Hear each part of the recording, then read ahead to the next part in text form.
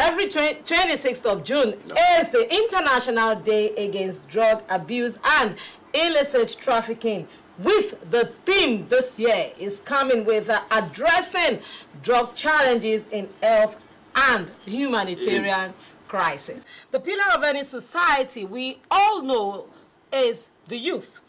Unfortunately, it is among the youth that drug abuse is prevalent. And to make matters worse, this is something that could unfortunately last a lifetime. Okay, use of illicit drugs cuts across all strata of the society, from the rich to the powerful to the very, very poor, even in the society. While the rich are involved, so to speak, with recreational drugs like the cocaine, the not so rich, on the other hand, are involved with drugs that drugs like tramadol. You know, despite the fact that countries have gone as far as making death the penalty of being involved in illicit trafficking of drugs, yet we realize that it has not deterred some as they continue to perpetrate this act. What else can be done? Or what have we not done? Today we have in our midst somebody that I am not ready to unveil right now. Just sit back and watch his profile frame.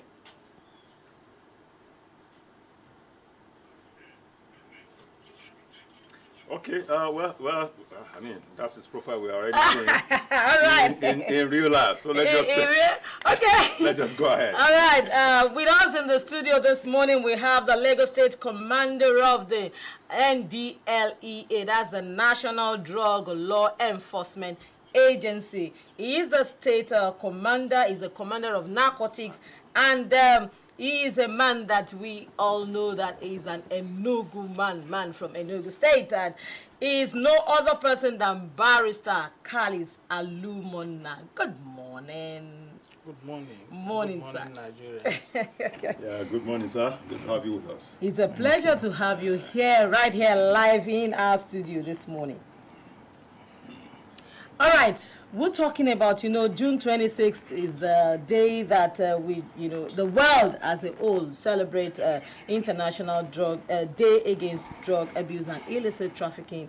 And the theme this year is something very, very important, addressing drug challenges in health and humanitarian crisis.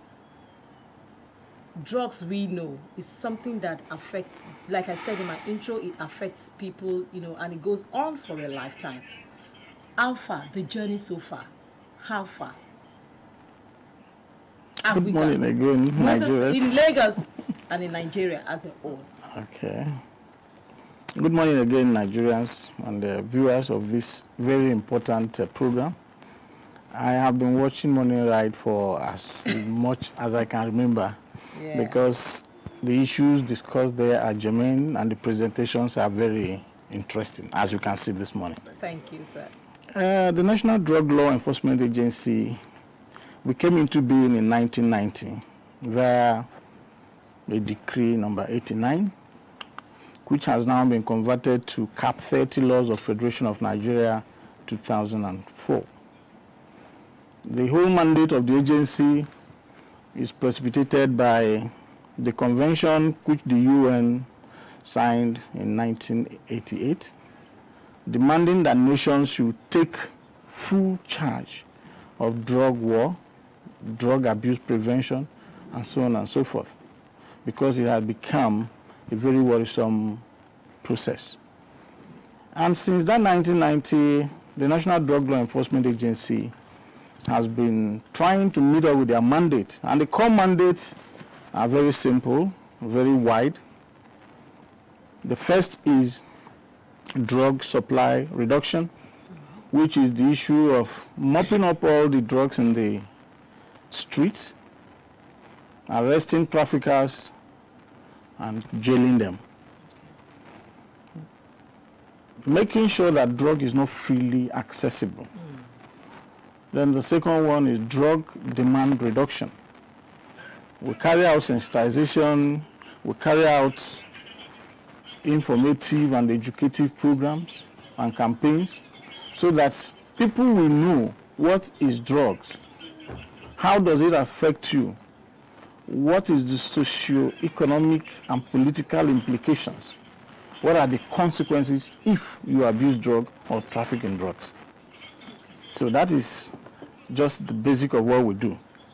Then every year, the United Nations has set aside June 26th to celebrate and commemorate the agreement by Committee of Nations to ensure that every nation is on its feet to have this particular issue tackled to the root, because it's a very dangerous precedent. Okay. Let me quickly, ask this. I've been, as you're, explaining all the while, I was just listening. There's something I was trying to find out, but which I didn't get. You've been using drug, part of, that's why you are set up and your mandate. When we talk about drug here, are we talking about the paracetamol and flagyl we get at No. Those are over-the-counter drugs, which you can buy under prescription, and then either misuse it or abuse it. Now, if you are told to take 3 paracetamol and you are taking 10, you are misusing it. If you go to buy what you are not told to buy, self-medication, sometimes it's misuse of those drugs. But the one we're talking of is the use of hard drugs, either prohibited or under control. Now, sorry. Yes. Yes. In my intro, I talked about cocaine. I talked about tramadol. But we know that those are the extremes. There are some drugs, because I know that sometime recently, some drugs that are even supposedly to be, they're supposed to be cough syrup. Medicaments. Yes. The misuse has forced the government to put a ban on such drugs. So, in such a case, and what if a patient actually have to make use of that drug? What happens? All right. I will start by telling you what drugs really mean. Yeah, any substance you take that can alter your mood or change your manner of behavior or change the psychological and physiological being of yourself. Take, for example, if you take paracetamol and you're having headache, it affects your brain, your everything, and you get well. So it's a drug. But when we talk about hard drugs, it attacks your central nervous system, destabilizes you in such a way that you will be seeing sound and you'll be hearing colors. I like that. Seeing sounds and hearing colors. Hallucination. Yes, everything to you becomes the opposite. You're seeing it from a different angle. So when you are telling the person this, he's thinking you are the one who is abnormal. So now there are several drugs that they take: cocaine, tramadol. Even tramadol is supposed to be used for medication. Yes. So cocaine, ephedrine, heroin. Now we have methamphetamine, the one we call ice, which is a mixture of ephedrine and so many other chemicals. You have cannabis sativa. This is the one that is mostly grown in Nigeria. And presently, we are receiving a large chunk of it from the western coast that are coming into Lagos, especially in big boats and big... So, the issue of codeine is a prohibited material. Yeah, that was where I was. Yes. Codeine is prohibited. So when you put it into cough syrup, normally it should come under prescription for you to be able to use it. Yes. Now, young men and some elderly ones will use this particular cough syrup with codeine in order to get the high they are looking for. They will take more than 3, 4, 5, 6 bottles. And overdose now. Yes. So they are abusing that. And because we have seen, like in Kano, over 3 million were found to be using this tramadol and codeine. Yes. That was why the government stood its ground. And that's why we are prosecuting people who dispense with this without prescription. Be you a pharmacist, be you a medical doctor, if you are dispensing it without prescription, then you will be under the radar. So let me and as a person and the viewers get you right now. Like the codeine we are talking about, I know the 1001 cough syrups. You have the ordinary one, you have the one yes, you have some with codeine, and I know that there are some specific patients that needs that one with codeine. So are you saying that it is not outrightly, you know, banned? Yes, but must be. Now you have talked about we have people from maybe border countries bringing in chunks of all of these drugs into Nigeria, and we know that Lagos State is a place that, you know, is the first bus stop most of the times, you know, before it gets into Nigeria. My question now is, what is your major challenge about combating this illicit trafficking of drugs? Is it the demand or the supply? And what I mean by this is that, you know, people are so much addicted, you know, to the use, and they go to any length to get it. And, you know, they are determined to get it. What is your major challenge? Is it from the suppliers or from those that are really consuming it? I will answer it in a holistic manner. Okay. Both of them are challenges. Okay. I remember my chairman, chief executive, His Excellency Brigadier General Abuba Marwa, retired OFR. When he came on board, he told us, read the streets. And we must say he's doing a fantastic job. Thank you very much. He's been my man anytime, any day. He is the motivating factor in everything we do. We have been there, we have been doing it, but now we're doing it as a humanitarian issue. Because he has made us to realize that the battle we're fighting is not just to conquer some people, but to conquer adverse effects on the humanity. And that is why the theme of these years, addressing drug challenges in health and humanitarian crisis, becomes a very useful tool. Now, in the war against drug trafficking and abuse, we have done so well. Like in Lagos State now, the first, I came in November, and by December we were able to seize 12,000 tons of cannabis that came in from the West Coast.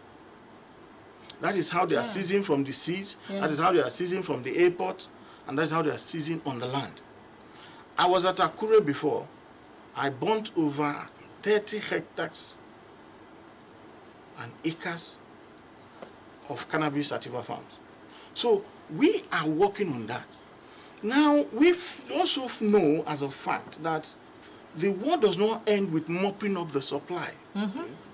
Because, as you rightly said, when it becomes scarce, the daredevils will look for it even under the sea.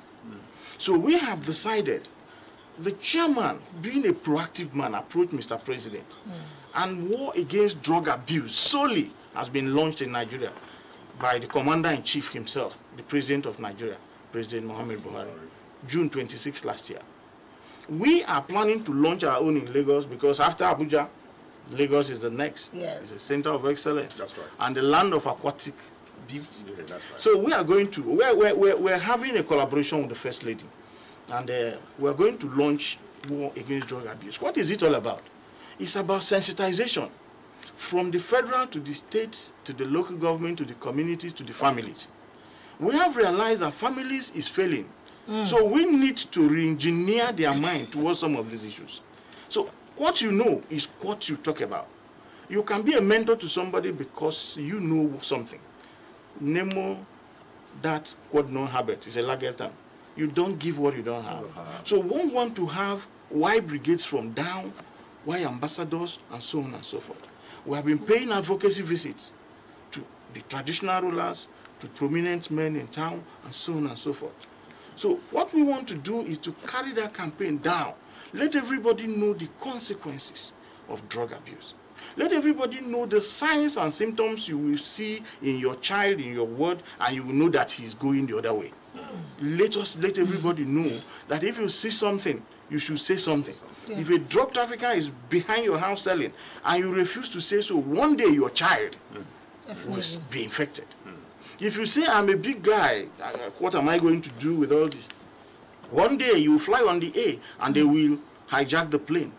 Yes. On the land, they will pick you up. So all of us are afraid. I heard when you said it earlier. The Nigeria we desire is the Nigeria where we can close our eyes and traverse the nation in safety and in peace. Right. But these days, we find it difficult to travel because crime and drugs has been linked together in a very magnificent way. Violent crimes cannot happen unless somebody is under the influence of something that is controlling him or her. Now tell me, take for example, a war incident. How can a human being enter a church on a Sunday and kill more than 40 as reported? The person is definitely not in his right mind. How can somebody kidnap you and then use knife and cut your throat like a goat? It's because it's under the influence.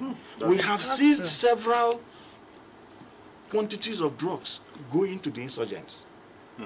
The army, after eliminating and taking over some, recovers large chunks of drugs. My chairman chief executive has consistently said that all Nigerians must put hand on deck.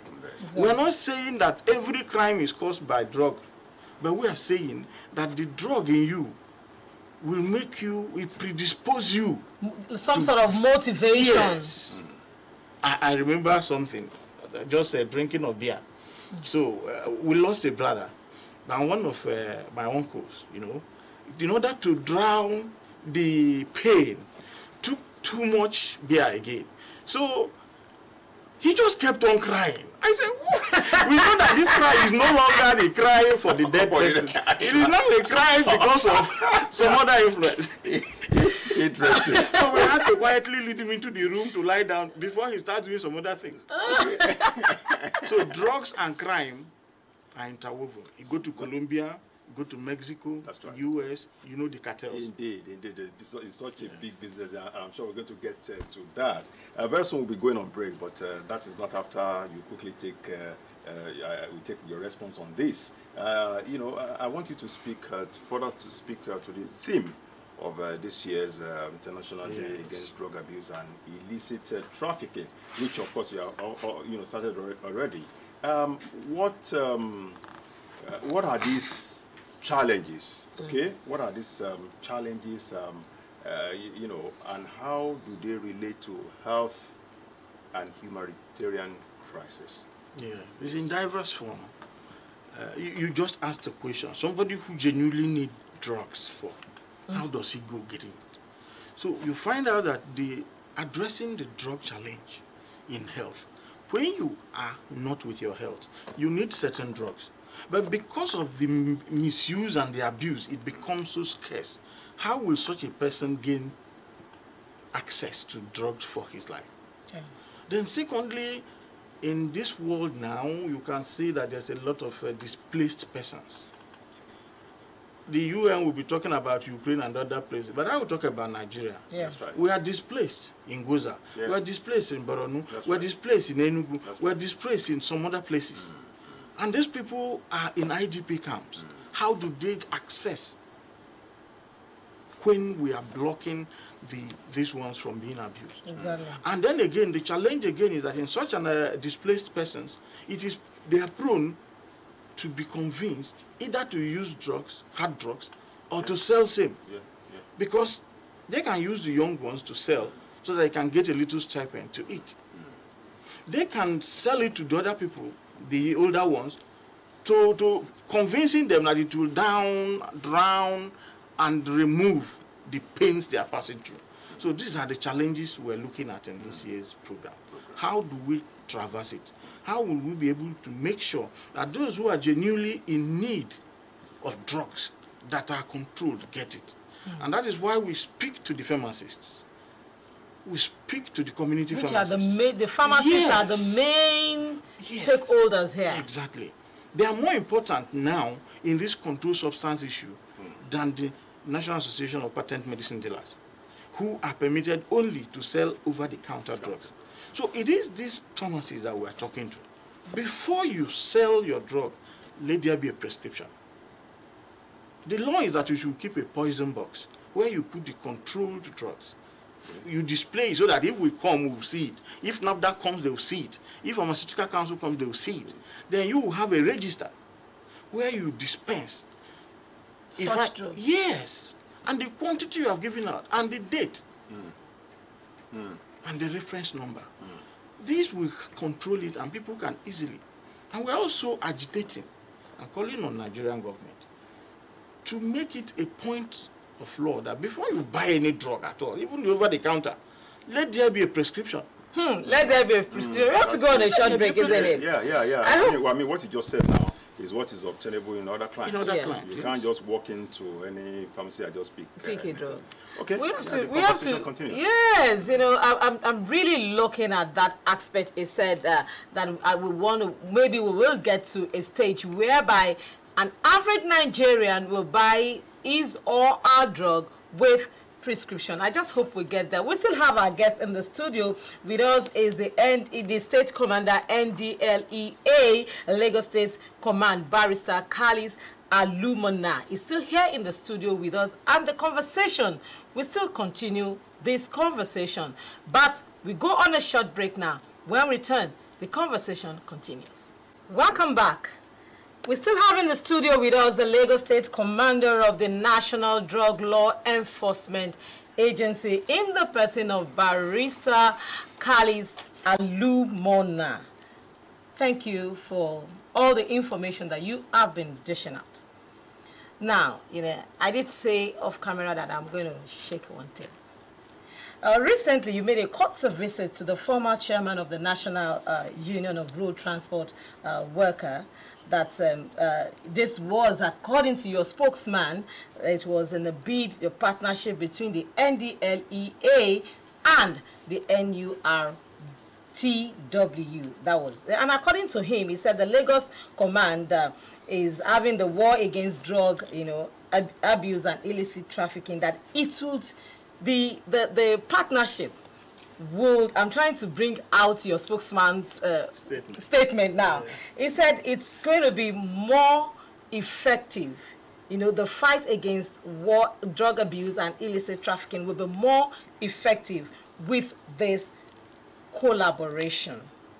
Now, as at that time, when the announcement came up, the social media went agog. Why? A lot of Lagosians were a bit skeptical about it for one reason or the other. My question to you first off, why him? That's a very good question, and I like it. It didn't shake the table. All right. You see, NDLEA cannot do the work alone. Okay. We synergize with the military and other stakeholders, paramilitary organizations and stakeholders. And one of the major stakeholders we have in the war against drug abuse is the National Union of Road Transport Workers. You cannot remove it. No doubt about that. Your life is in their hand. They are the people that will convey thousands of people daily on the road. Majority of them are on drugs. Majority of them convey these drugs. They don't go through the air. They go through the land. Who can talk to this group of people for me? It is the chairman of the TW. That is what is called strategic engagement. Do you understand? You have to. He's a critical stakeholder. When you capture him, he will be able to talk to his people. When I want to go on a war against drug abuse campaign, I say, Chairman, I need these people. He will talk and they will come. I cannot go and tell them to come. I need a pointsman, and he is that man.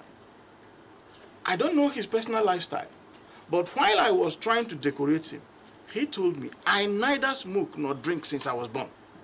Oh, really? Yes. It's good that Lagosians must listen to very this. Clearly. Because I told him, this is a big thing we're giving to you. Ambassador of war against drug abuse. Not ambassador of NDLEA. Okay. Ambassador of war against drug abuse. Okay. What's NDLEA? In the parks, different type of drinks are sold. Mixtures. Do you know the one they call scoochies? Yeah. Okay, let me tell you about it. Mixture of tramadol, Raffinol, Indian hemp water. They don't call it Indian hemp again. Indians say if you call it Nigerian hemp or Indian hemp. So it is now cannabis sativa. So they don't call it Indian hemp. They put everything and then use Ribena and Illicit. Okay, I think I saw something like that on social media. Yes. They put this codeine cough syrup to sweeten it. So when you are drinking it, you don't know. So these men in our parks, they are the touts, they are the loaders, they are the drivers. They take all these things. Who will bail the cat for me? Their chairman. The chairman. So you don't do something out of haste. I don't know the chairman before. I came into Lagos in November, although I'm a Lagosian I studied at Unilag and all that. Now, but having worked here as a state commander, I have seen the accidents we see on the road. I collaborate with the FRSC. The accidents on the road is caused by drugs. You test them, you see traces of loads of drugs in them. So who do you talk to? You talk to the man who has their ears. As I was there with all my rank, when I came, some of them did not stand. But as soon as the chairman came, everybody stood up. Until he sat down, they didn't sit. He had to tell them to sit down. So these are the people we are looking for. And we are thinking about Lagos as a state free of drug abuse, free of thuggery, free of political violence. We are into the era of politics. Who will talk to these boys to take it easy? That's the people we're looking for. Because at the end of the day, health matters. Humanitarian crisis must be prevented. So, how effective has that been? We have just written to him that immediately after now we need to have a seminar with his people. Now, you don't forget that he had a problem with... Yeah, he is now the chairman of the Lagos State Parks, Motor Parks. Good. So I have on which that is still on the same page. Pedestal. So I know that very soon he will organize that. NTA will definitely be called in. Because we want to see him do something to prove that he is really a worthy ambassador of war against drug abuse. And I believe he will do something that will shock Lagosians and my headquarters too. Indeed. Interesting. Interesting. Thank you, the State Commander. I'm sure our viewers will be happy I asked that question. This is a good one. Yes. Honestly, I would wish there is more of such strategic engagement. Yes. It's very, very important. And yes. I think we need to commend NDLA for that drive. Now, I want to take our attention a little away from, yes, we have always known that hard drugs are certainly illegal, not good, destructive to whoever is consuming it and all of that, and we can see all of that. But let's just give this another thought. Information has it that today, one of the hard drugs, which is the one we'll be talking about much about, cannabis sativa, the marijuana, has capacity to generate huge foreign exchange because it has commercial value and for the productive use, even in medicine. That's another angle to it. In fact, figure has it that by 2025, I hope you're following me, sir. By 2025, the global medical marijuana market will be worth $145 billion. And this is one plant that is grown widely in Nigeria. And to add to that, we also saw in recent times the efforts of the notable personalities like the governor of Ondo State pushing out this. Even Omoyele Showore of Sahara Reporter. Sir, don't you think we are leaving money on the table? Why are we not tapping into this good money? Thank you very much. I happen to have been in Ondo State, and we had this discussion with His Excellency Arakuri. And I was going to ask him for money for exhibit burning, because what we do when we seize large chunks, we get a court order and then we burn it, either by incineration or public and so on. People will come and see. So he looked at me and said, Callys, you are my learned friend. I will not give you money to burn money. Good one. Good one. I said, fine. But what we have to look into is, the people trading in drugs, they're making money. They are flamboyant. We love them because they can spend. We have gone out. I will talk about that if you have that question, because you said how far and some challenges we are getting. Yes. If you give me that question later. Sure. Now, most of these big boys into drugs, they affect the lives of their community, even more than government. Definitely. They give people scholarships, they do this, they do that, because they make this money. But you know that this money is not a genuine money. This money has taken some lives. It has caused some children to lose their parents. It has caused a lot of damage, as we're seeing. But we say, this is their money. It's not good. Now, the issue of cannabis sativa being a money-reeling machine is a fact. But let us look at Nigeria in our context. Okay. We have a very simple law now to maintain don't abuse drug and don't trade. If we now unban cannabis without any check, what do you think will happen? Certainly there have to be control measures. Which control measures are you going to put in place? Now it is totally banned. We are fighting tooth and nail to see if we can come out of it. Let me give you an idea. A man cultivates a farm. You say, I have approved for you to cultivate this farm. Now, how do you prevent him? It's the same thing with chemicals. We have a chemical monitoring. You grant a chemical license to a pharmacist to use it for so and so, or to distribute it to some other guys to produce genuine materials and drugs. But the money those people will pay will not be as money as the person who wants to make methamphetamine, ice, so he will divert that chemical to that guy who will pay him like 100 million, instead of giving it to the man who wants genuine. It has a genuine purpose for it. Who will give only 20 million. Now it's our duty to start tracking. That's why I say when you dispense, write it, let's see where you dispense it. Okay, now we look into the issue of cannabis again. Do we prefer the health of Nigerians more, or do we prefer the money that may likely come? And don't forget, it's not the whole cannabis they sell. They extract. That's right. But that medicinal one they extract is minute. The one Nigeria grows, the tetrahydrocannabinol, we call it THC, is much more than that. And it's much more powerful than most of the ones you get outside.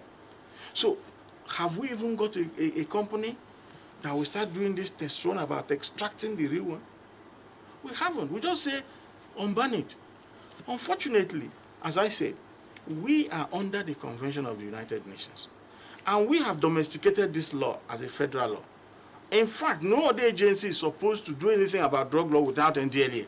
Definitely. If you make the arrest, you must transfer. You cannot go to prosecute. Definitely. Now, if therefore it's a federal law, it is only the federation that you can push. I did ask His Excellency, send in a bill to the National Assembly. If it goes through, we don't have any problem. We're only enforcers. We are only enforcers. But what we must warn, in the 90s and 80s, Nigeria was only a transit nation for drugs. Yeah. They were warned, if it continues being a transit nation, and you continue blocking it from going out because some interests are there, Nigeria will soon become a user nation. Now Nigeria has become a user nation. And you are seeing the effects in the kidnapping, in the killings, in the bombings, in the insurgency, in everything. You have seen Okada riders, just because you did not pay something, they will kill you and burn you. We have seen all this. It is under the influence of drugs. And Nigeria has now even proceeded from being a consumer nation to become producer nation. A producer nation. If we unban some of these things because of the money we're expecting, can we carry it? It's a big question. So are you talking about looking at the pros and the cons? The balancing of the equation. Yeah, State Commander, sir, I just would like to quickly add this. I asked that question, deliberately, because I'm looking at if this kind of venture is working in other climes. In fact, we are privy to the information on the fact that the same governor of Ondo State at some point traveled to Thailand Yes. And he went there with some of your men as well. With the chairman himself. You know, so if something is working elsewhere and it's generating them revenue, certainly there are control measures in place there. Is it not possible that we exploit those? Yes, that is what we should start doing. I just watched one of these presidential aspirants. He went to Egypt to learn how they make their power. Now let us do that. But don't forget, most of those countries that partially lifted it, many of them are about to close it down because it's causing confusion. More harm. Yes. It's causing more harm. But then we can exploit it actually. But let us put the cat behind the horse. Not the horse behind the cat. Let us send out. Let's explore first. Exploit. Write a genuine paper. Present a bill before the National Assembly. I'm sure that they are honorable men. And they will look into it critically. And Mr. President will look at it with favor. Because we need foreign exchange. Definitely. Certainly. I even heard that Ghana, the money they are making from the Canadian loud that comes there, is much. We know all those things, but what is the consequences?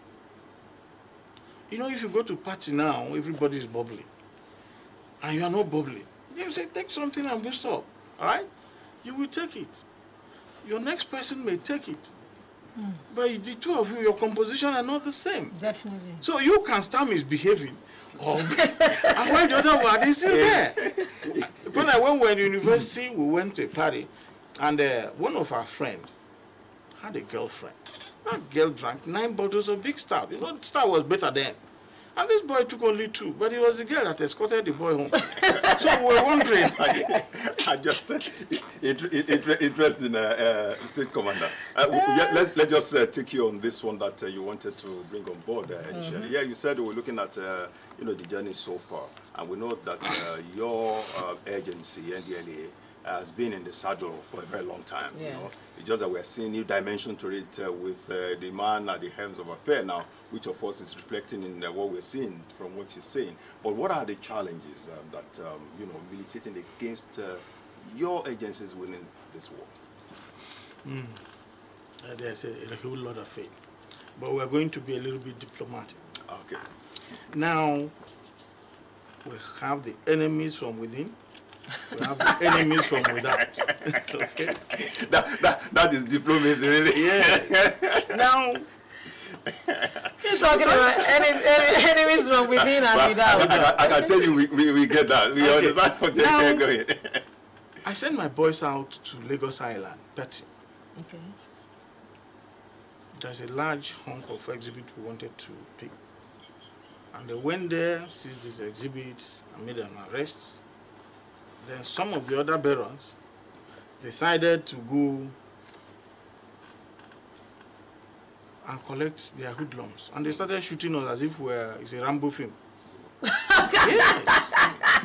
They started shooting. The video was... I'm sure people who could record then were not around. Otherwise, we would have seen that on social media. It was there. It was there. They posted it. So we came out. We went to Alabarago. The same attack. We went to, I don't know if you know Akala in Munshi. Yeah. It's another hub. Yes. And so many other places. Those are the challenges.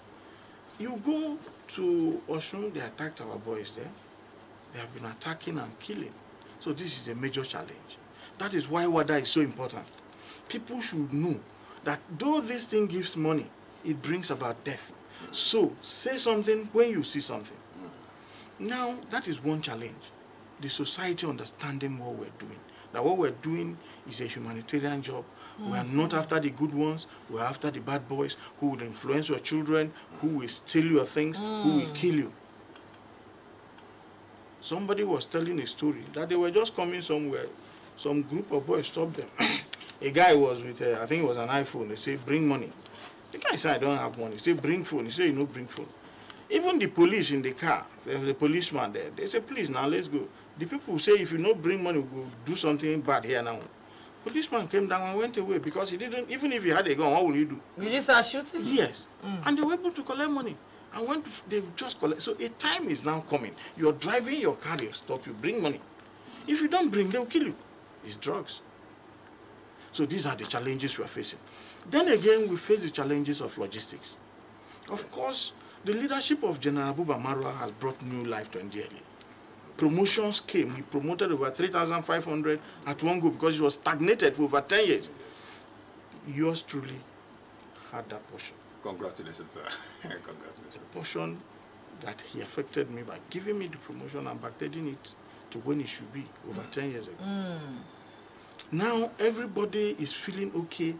Logistic-wise, he's trying his best. He's moving here and there, making new contacts, opening new frontiers, creating new stakeholders. Promises of good things are there. The government of President Mohamed Buhari is also listening to him, and we're getting what we need. Okay, quickly, because we will soon wrap up this segment of the show. The NDLEA is not so conspicuous like the police force, for instance. When I talk about not so conspicuous, I talk about if someone wants to report a drug-related incident to your office, many may not even know where to go or what to do, which line to call. You know, you have just said if you see something, say something. Like we have the police, you know, everywhere. We have, when you have rape issues, domestic violence, we have toll-free numbers that you can call. Why do we not have all of this with the NDLEA? Is it a deliberate strategy to have your offices not so conspicuous? Well, or is there a toll-free number or a number that we have a toll-free number in the headquarters, Abuja. We are trying to create our own. We're working on it. In Lagos here? Yes. Okay. Before we launch the WADA, that must be in place, okay, so that you can let us know. We're also on the threshold of trying to put our officers in every local government, even if it's a liaison officer, so that if you see anything, you know that in each local government there is an NDLEA officer. Now we were very few in number, but General Marwa came in and we employed 5,000 not ago. So our number is increasing. I'm sure he has been given another approval for some other one. Okay, I would like you to tell the viewers now, you have been talking about see something, say something, do not keep quiet. The fear of an average Nigerian outside there is the fear of speaking up and being endangered. Now, what assurance can you give to that whistleblower outside there? Yes, your confidentiality is guaranteed. I can give out my own number. You call me direct, your situation, so many has been calling. So many estates that are being overrun by drugs, they'll get my number and call. We'll have to send people, especially Lekki Axis. And this is a vehicle. This is Victoria Island, yes. So we have been going there, but we need to have that hot number so that you can call in and we put a dedicated officer on it. Our office is, we are still at number 4 Shore Road, and we are now at number 5 Bagada Phase 2. Okay. Just beside the, you know. We came into Lagos because the man has given us a mandate and has given us the backing. So as of today, from November till now, we have seized over 57,000 kilograms of hard drugs, 12,000 of which is psychotropic substances. You know, we have at one go seized 188 cartons of tramadol 225 from somebody. 188 and from one person? Yes, and one carton, I won't tell you loudly, about 20 million. So you can imagine. So we are also endangered. Those are some of our challenges. Because we need the protection to do what we are going to do. But we're happy that our man is behind us. Okay. We have to interesting. Yes, we have to let you go. But honestly, I just have to commend the NDLEA once more time for this strategic engagement that you're doing. Well, I think because I know that the best way to tackle problem is to be preemptive, preventive, and proactive rather than being reactive. And that's part of what you do. So we say kudos to what you do. Thank you very much. We will let you go, but on this note, we know funding is everywhere is a great issue. Apart from government, how do you get your funding? In 10 seconds. Yeah, as quickly as you can. We get our funding through stakeholders. And our chairman is a man of the people. So the mention of his name opens door for us. All right, thank you so much. We do it. Thank you so much. And we call on Nigerians. Let all of us put our hands on this plow. Remove drugs from Nigeria and remove unnecessary criminal and security challenges we have. Thank you very much. It's been very, very exciting, interesting, informative talking to the Lagos State Commander, NDLEA. And he is no other person than Barrister Callys Alumona. We have been talking about war against the drug abuse and illicit trafficking of drugs in Lagos and in Nigeria as a whole. Thank you very much for being our guest this morning. Thank you. We appreciate you, and we say a big thank you to NDLEA for the work they are doing. We can only encourage you to continue to do what you know how to do best. Yeah. The show still continues. We go on a short break. One thing I want to tell every Nigerian out there is that please, please, and please try and have a kind of self-love for yourself, no matter who you are or what you are, whether tall, short, big, or on the smaller side. Please make sure you love yourself. That's how you can live and be well with yourself. My name is Yinka Kenny. Till we come your way, same time, same station, and same show. It is bye from us. Bye-bye. I know you're looking at me. You watch me like TV. You're looking at me 3 times.